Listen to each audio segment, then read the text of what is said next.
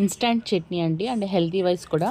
So seeds మనం పిల్లలకి ఇవ్వలేం కాబట్టి డైరెక్ట్గా ఇట్లాగ చట్నీ ప్రీమిక్స్ చేసుకుంటే మనకి పిల్లలకి స్కూల్ టైం హడావుడి ఈజీగా ఉంటుంది అండ్ హెల్తీ చట్నీ ఇచ్చినట్లు కూడా ఉంటుందన్నమాట. సో పీనట్స్, మీకు కావాల్సిన సీడ్స్ నేనైతే పంపకిను, వాటర్ మెలాను, సన్ఫ్లవర్ సీడ్స్ 3 యాడ్ చేశాను అండ్ కొబ్బరి కూడా యాడ్ చేశాను, నువ్వులు కూడా యాడ్ చేసుకున్నాను.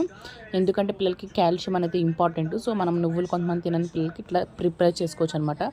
ఇది దోశలోకి, ఇడ్లీకి నార్మల్గా చేసుకుంటాం కదా చట్నీ, అలాగే ఉంటుందన్నమాట. చాలా టేస్టీగా ఉంటుంది దానికన్నా. కానీ కావాలంటే మీరు కొంతమేర చేసి చూడండి, అప్పుడే మీకు టేస్ట్ అర్థమవుతుంది.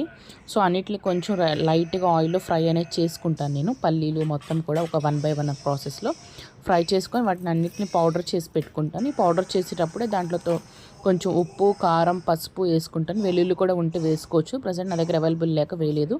అండ్ ఉంటే కరివేపాకు కూడా దీంట్లోనే యాడ్ చేసుకోవచ్చు. సో మొత్తం మిక్స్ చేసి, సో అన్నీ మిక్సీ వేసేసుకొని ఉప్పు, కారం మనకి ఎంత కావాలో చూసుకొని వేసేసుకొని పొడి చేసి పెట్టేసుకుంటే ఇది మనకి బెండకాయ వేపుడు, తాలింపులు వాటి మీద కూడా చల్లుకోవచ్చు. అండ్ ఈ పౌడర్ని జస్ట్ ఒక 2 స్పూన్స్ 3 స్పూన్స్ తీసుకొని మీకు ఎంత కావాలో అనేది పౌడర్ మిక్సీ జార్లో వేసేసుకొని కొంచెం వాటర్ వేసి జస్ట్ తిప్పామంటే మనకి పేస్ట్ లాగా రెడీ అవుతుంది. మనం ఇంకా ఈ చట్నీ ప్రిపేర్ అయిపోతుంది. మనకి ఇంకా తాలింపు కూడా వేయాల్సిన అవసరం ఉండదు. టేస్ట్ చాలా బాగుంటుంది. ఒకసారి ట్రై చేసి చూడండి. ఇలాగ పిల్లలకి హెల్తీగా అంటూ మన ఫాస్ట్గా కూడా వర్క్ అనేది కంప్లీట్ అవుతుంది అనమాట. ఇలా ప్రీమిక్స్ ఉంటే మనకి చట్నీకి మళ్ళీ చేసుకోవాల్సిన ప్రాసెస్ ఉండదన్నమాట. సో ఇలా చేసేసుకొని బయట ఒక 15 days వరకు ఉంచుకోవచ్చు. ఇంకా పైన ఉంచితే మనకి ముక్క వాసన వస్తుంది. సో కాబట్టి ఫ్రిడ్జ్లో అయితే ఉంచుకోవచ్చు అనమాట.